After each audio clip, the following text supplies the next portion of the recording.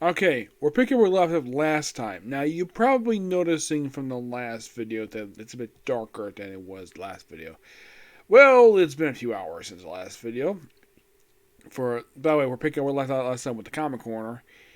And the reason why, because not only after dinner, I had to go out for choir practice, and I just got back not that long ago. Alright. Okay, we're going to pick up where we left off last time. We're talking about Rip Hunter. Takes Boost to go. By the way, Rip Hunter busts through a wall. Takes Hunter basically to go back and do some time traveling. And then we have Daniel in his apartment with stuff wrecked. Like, oh man, you can at least ask me to come, Mike. And then he is knocked out by somebody. Someone takes the costume. And then we have basically a trip down memory lane when it comes to DC Comics. Jim Gargum's becomes the Spectre. We see Barry Allen get his. We see Wally get his powers. The formation of Firestorm, the JLI, the Judas Contract, the formation. The basically lead superheroes meeting Superboy. Now this was the teenage Clark Kent. This was somewhat even not canon. Late years later, yeah. Then of course basically do more time travel, and then meeting Sergeant Rock. Looks like the Challengers the Unknown and Blackhawk. I at least got a hand to this. At least Dan Jurgens basically knows comic history when it comes to DC Comics, especially since some of these characters who are right later on. Yep. In the case, no, the JLI, it's classic JLI. And then, of course, you have Black Adam show up. Yes, Black, I think, on a plane. Yep. We have more DC comic history, like Aquaman punching Black Adam, the debut of Shazam, the stuff with I think Infinity Incorporated, Darkseid, Kamandi, yes, Kamandi, more time travel stuff, and then we have them come to the Justice League headquarters. Well, apparently and by the way, the Justice League headquarters is the Hall of Justice, which is what the current headquarters is right now. And inside there, the trophy room, we have, well, it's on display, we have Orion's helmet. We have the helmet of Jay Garrick. I can't really tell what the red mask is, but I can tell this here is the mask of Deathstroke. Yes. He gets the boost to go Civic, and it turns into, well, Silver Green Lantern. Of course, he smashed it, and of course, he walks away. They have no idea what the heck is going on. More time travel stuff. And by the way, one thing this book does keep up with is, like, they give, like, the week, like, day 60, like, week 60. Yeah, that's basically semi-continuation of the 52 comic book. And we have the famous board by Rip Hunter. We have Wormholes, 1870. That's Opera to Jonah Hex. 1989, New Earth.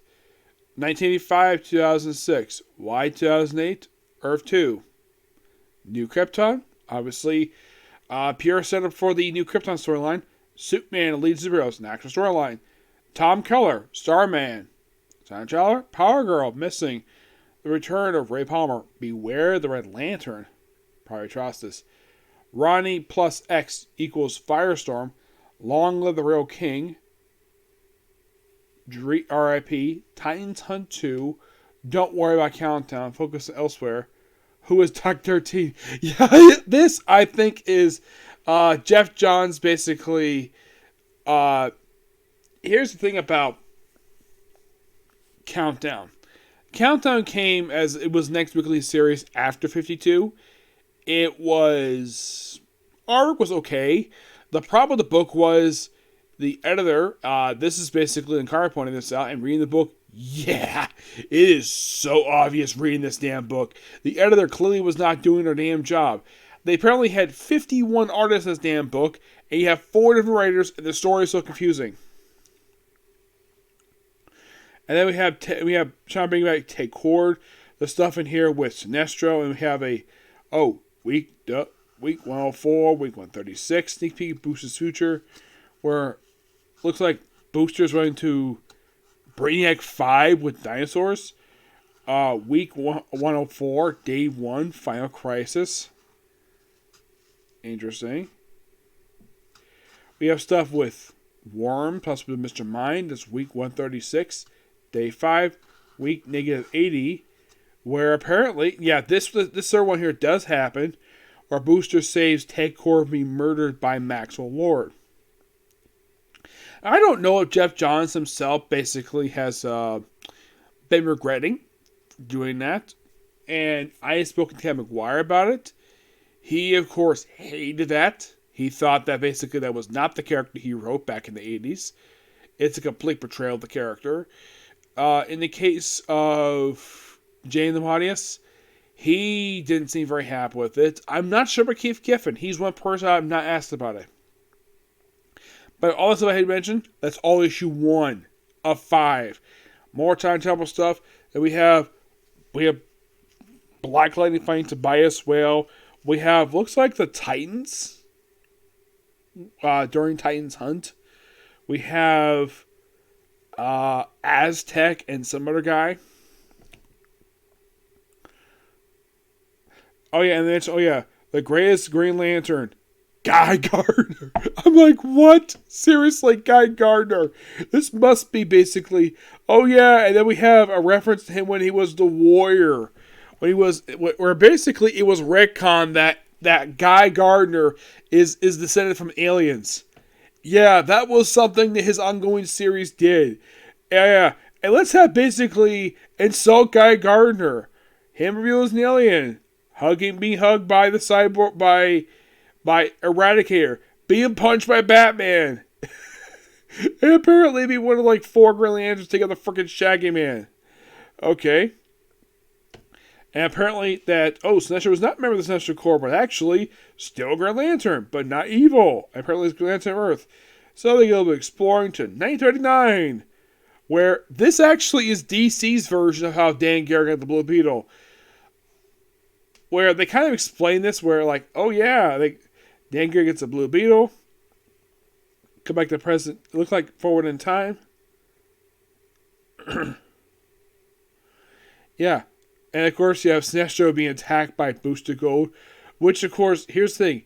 Booster thinks because he's covered in yellow that he might weaken against yellow, despite the fact he's actually been training to go around it. Yeah, more fun stuff here. Lots of fun stuff in this very good opening story arc. Because it's Booster Gold. And you have this guy posing as Supernova, puts on a tire, and then runs into this face. Jonah Hex. Yes. Yes. Oh yeah, if you're still curious. Okay, the story of how Jonah Hex face got the way it does, it was due to a duel he won where he fought against a chief's son, and this is basically his punishment for killing the chief's son. I think because he cheated, so they took a hot tomahawk and pressed against his face, and that's how he got his face the way it is. Oh yeah, and he also sleeps with a woman. By the way, his lover is a woman who's got hit with a lot of scars on her. And then of course, then we have Booster going back to his part in present day. Daniel Carter, the guy's name is. And here's the thing about this guy. It is not revealed that this guy is related to, you think Daniel Carter. Like, is he related to somebody? I think he's, from what I remember reading about this guy, he's supposed to be an ancestor of Booster Gold. So then there's boxers, and then he leaves with Rip Hunter. And this reporter shows up, points, oh yeah, you're in your boxers. Yeah, and this reporter and him start hitting it off. Like, ooh, yeah. And then we have, looks like from the 90s, looks like we have Young Justice. Yes, Young Justice. Then we have Anna Taro, the Anti-Monitor, when he was a member of the Sinestro Corps. Yeah, that was something Jeff Johns did. Anna Taro, I'm not familiar with him very much. Just think of Superman. Like, ooh, licks. Then we have, more dealing with Jonah Hex. It's like, partner, you're Jonah Hex, right? Yeah, and then of course you have Booster Gold in the past, which is so funny. Yep, so he's dressed in this outfit, and of course then he starts drinking. John Heck instead of a lady. And here's the strange thing. Apparently the ladies have no problem with his face is. Nope. Because of John Hex. I'm sure ladies probably like him because basically he takes really good care of them. Yep. And then we have, well, apparently during Infinite Crisis, apparently, though the book is after Infinite Crisis, like, apparently Batman basically is saying, who is this and what do you do here? Batman, this is Jaime Reyes, the new Blue Beetle. The what? I'm not anything. Yes, you are. Watch this. Touches back, and, well, he's the Blue Beetle. The Scarab. Yeah, and then we have something happens a couple times where Booster is talking to Skeets, and Skeets is driving a horse. A robot from the future is driving a horse. Thank you, Dan Jurgens. And, of course, Jeff Johns is like, oh, good evening, Michael. Of course, fighting the guy. Booster West 7th. By the way, he's covered in booze. It's like he's drunk, tells him to drive the wheel. And then here's something really weird, though. Then we have something even, this thing that was quite interesting. We have them running into what looks like to be Barry Allen as the Flash and Wally West as Kid Flash. I remember his outlook a little different in the Silver Age. Yes, I remember his outlook a little different. Yeah, for some reason, they have our outfit depicted as this. For some reason. Yeah, and then we have, let's have next issue where they have the Flash and Kid Flash hitch a ride for a bit, and then they come to some place, and they run into, oh look, it's Rex Hunter. Not related. Nope. He's probably part of Time Masters. I'm looking this guy up here, because let's see if I can find him. No, that's not looking for. Here we go.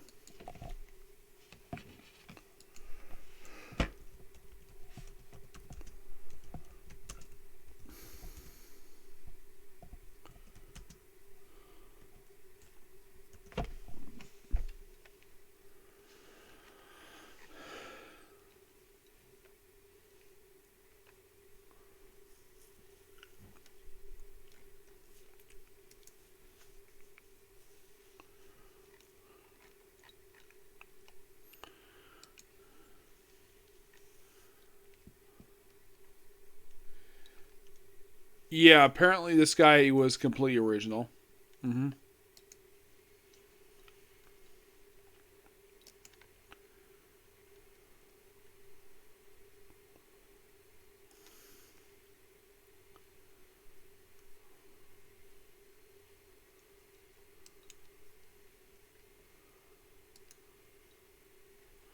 If you're curious, though, Time Master around. Oh, yeah, definitely. John's brought him back for Flash of Paradox.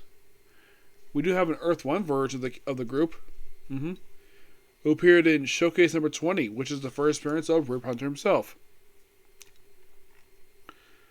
Yeah, let's think of Rip Hunter. Yeah, he first appeared on pages of Showcase years before his... Well, here's the strange thing about Rip Hunter. Yeah, it was later revealed post-Flashpoint. Actually, it was pre-Flashpoint that Booster Gold is in fact his father. Yes. No joke.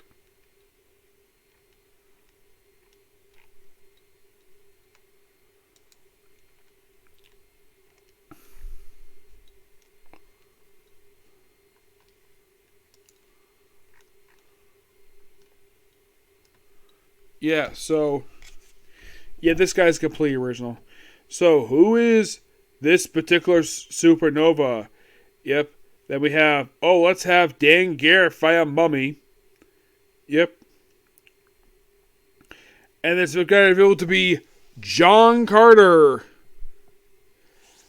And this guy is Booster Gold's father. Yep. So, they fight. And then Batgirl shows up. This, of course, is Barbara Gordon Batgirl. Though I should point out that the time this book came out, Barbara Gordon was in a wheelchair. Yep. And what is the reason for this? Oh, we're going to go into Killing Joke now. Yep, we're going to that comic. Oh, look, more bulletin board stuff. Let's see what's in this board. The ghost detective has all the answers. No, Ray Palmer equals disaster.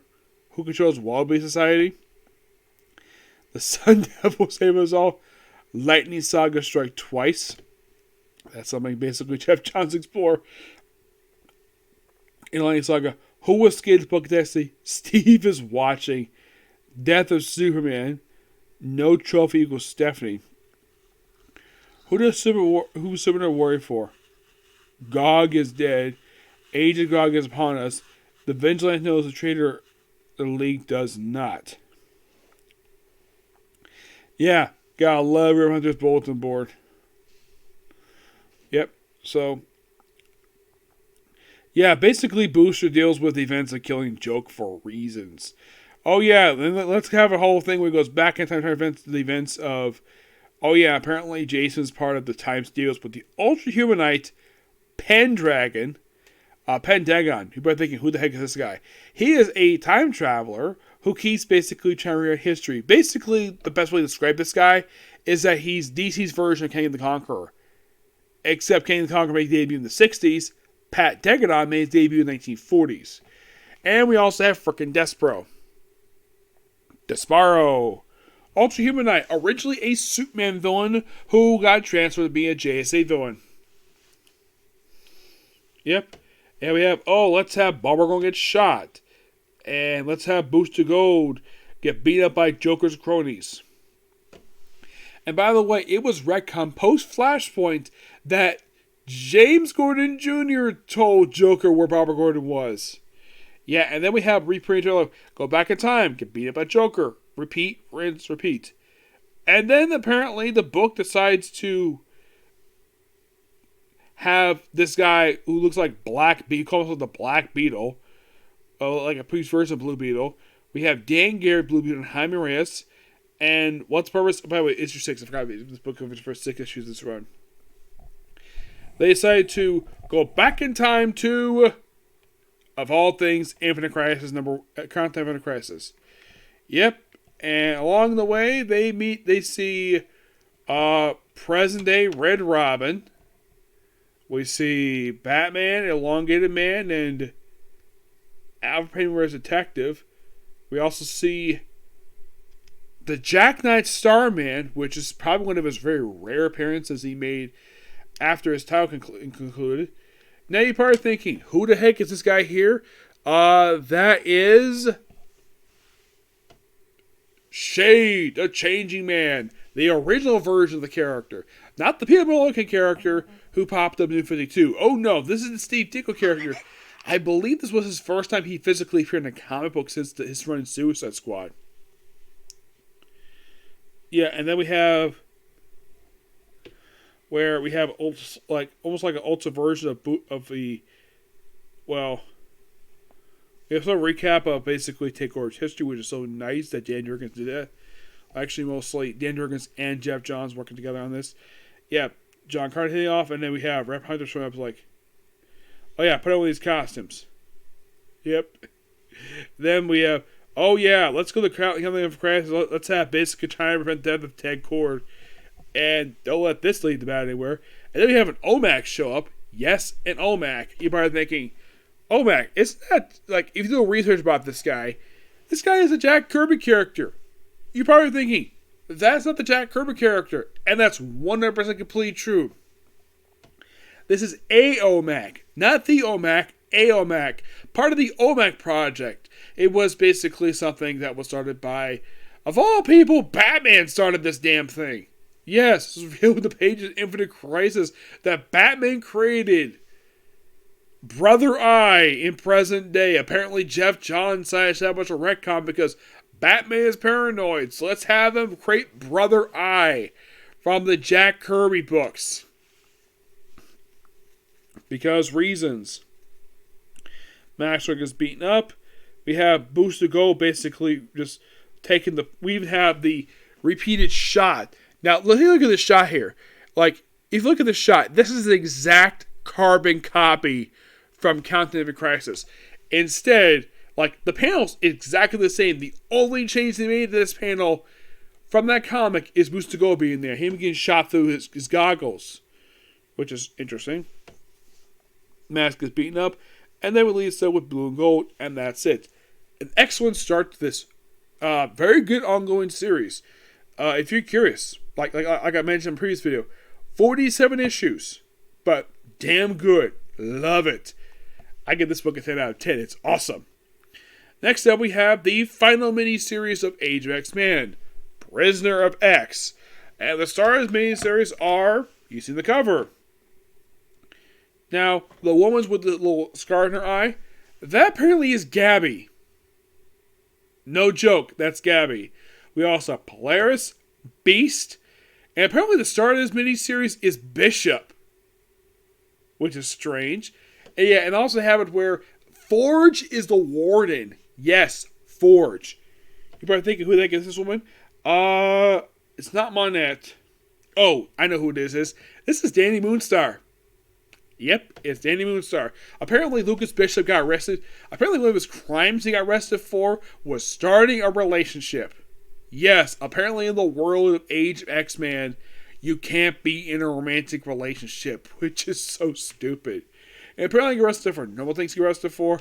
Drugs, like concealing weapons. Thing is, the whole thing with Bishop is that he basically is a weapon. And the whole thing explores it. Oh, by the way, the prison is called the Danger Room Prison Complex. And the control behind the scenes by Legion. Yes, Legion. And we see the exploration of the prison life of this damn thing. But in the end, everybody escapes. Legion is basically just knocked down conscious. Yeah, and by the way, Bishop apparently... Here's the strange thing about Bishop. In his dreams, he remembers the true reality. Yep, he remembers the true reality of what the X-Men is supposed to be. And the dreams are the reality, and the reality itself is fake. Yeah, and then, of course, after they break out, and well, the memory manipulation, which, of course, ties into what happens in the pages of Extremis, this leads into Age of X-Men Omega, when they say, we gotta look for Nate Gray. Yep. Which leads me to the Age of X-Men Omega one-shot, which I kind of talked about this already when I talked about the Marvelous X-Men. Basically, all the X books led all the Age of X-Men miniseries. Like, when they all concluded around the same period of time, they led this very miniseries. By the way, awesome cover here by Phil Noto. Yes. By the way, I give that miniseries, Prison of X, a 9.5 out of 10. It was really good.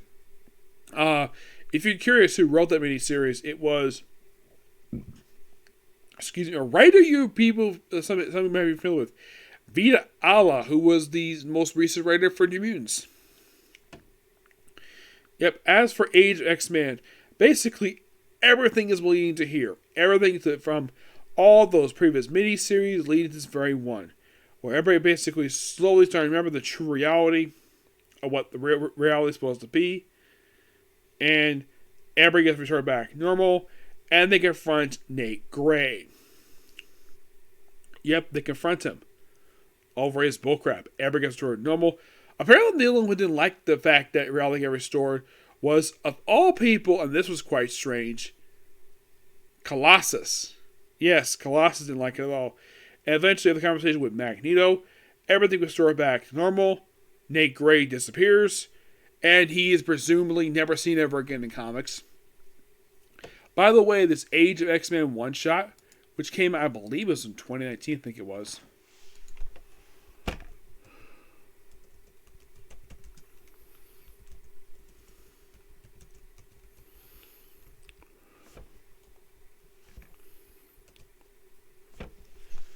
Yeah, this was, believe it or not, the most recent appearance of Nate Gray. Yes. Though everything from this book will lead into the final issue of McKinney X-Men Volume 5, which later led to House of X. And you're thinking, really? Oh yeah, really?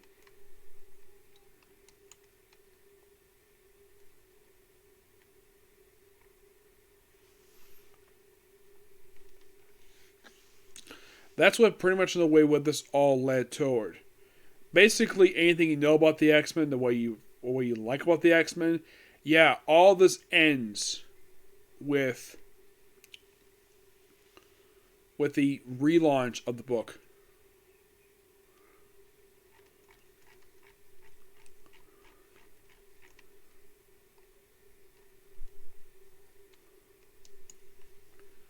Yeah.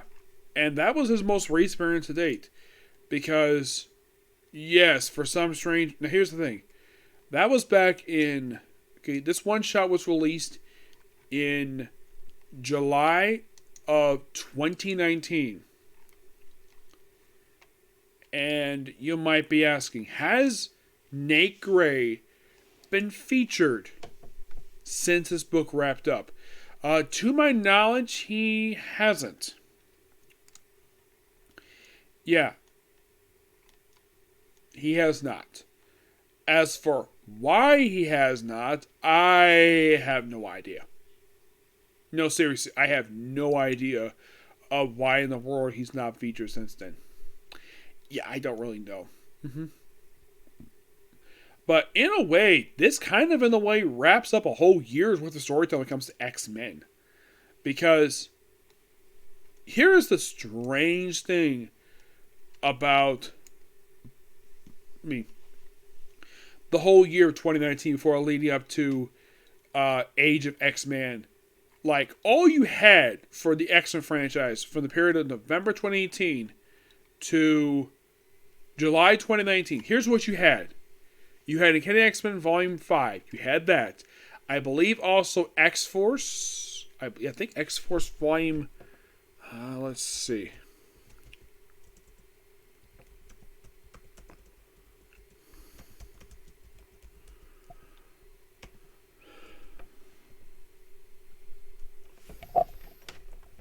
Let's see. Wasn't this volume here? It was, let's see. Oh, yeah. You definitely had this X-Force volume. You had that. Published at the same time. And I believe Deadpool as well.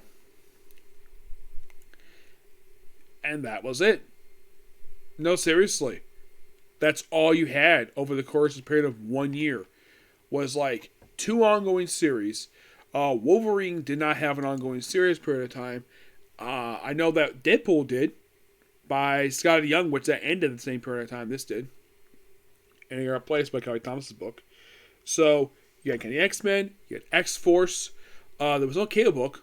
No Cable ended prior to this. And you also had the Age of X-Men stuff. And that's all you had in a period of about 7 months. That's all that was there. Just these books.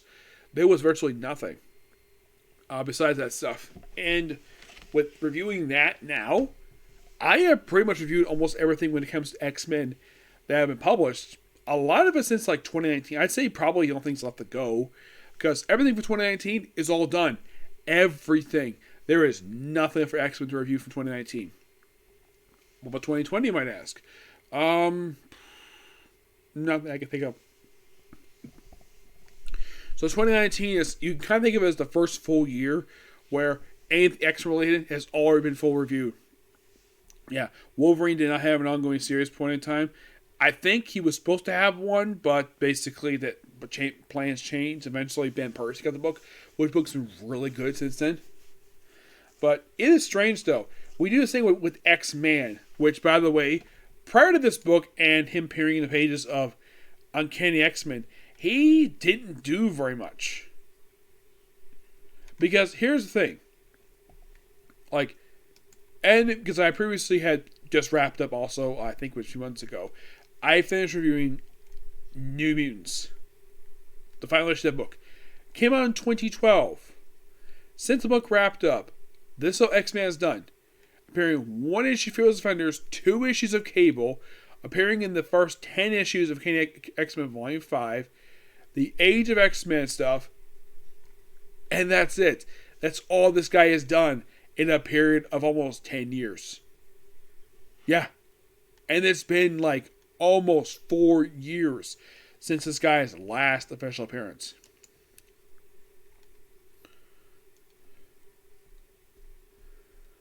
And you're thinking, really? Oh yeah, really. And this is strange, though, that Phil Noto, who, by the way, did the covers for the Marvelous X-Men series. Yep, he did that, and of course, basically, the Omega one-shot. Did he do Alpha, you might ask?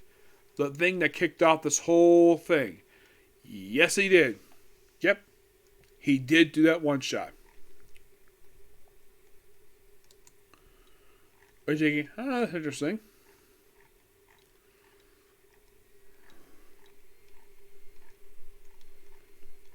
Let's note that Phil Noto is a really good cover artist.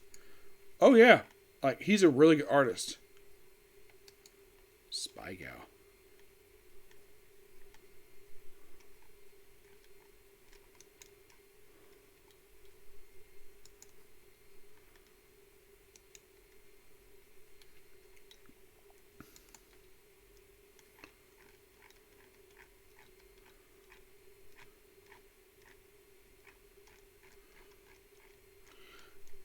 Let's see here.